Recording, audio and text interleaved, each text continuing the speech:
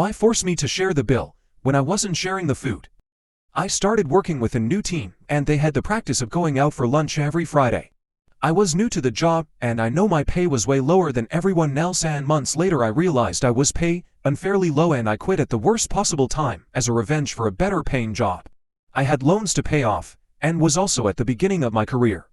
Hence was pretty calculative of my spending.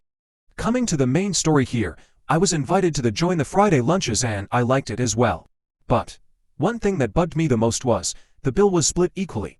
The reason it was a problem for me was, I was the only vegetarian in the group. Everyone else used to eat only non-vegetarian food, and would order multiple appetizers, main course etc. and share amongst themselves. I, on the other hand, would just order for me, one appetizer and one main dish. They would take pieces from my appetizer and portions from my main dish as well to taste it, and many days I would leave the restaurant still feeling little bit hungry.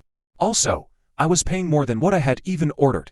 Usually, I used to order food totaling about $15 and with tip it would be less than $18. This was more than a decade back. But when we split the overall bill, I usually ended up paying $23, $25, and worst of all, I was not even getting to eat what I ordered. So, one day I subtly brought up the idea of separate bills, or at least let me pay for what I order. Most of them ignore what I said, and the two who responded shot down my idea immediately, saying I was ridiculous. So that day I ordered 2 appetizers instead of 1. The next week, I ordered 2 appetizers and 2 main dishes, and at the end of the lunch I packed up the remaining veg food and took home for my dinner. The week after, I tossed in a dessert in the mix and asked the server to pack one of the veg main dishes straight in a to-go box. This is when their alarm bells started ringing.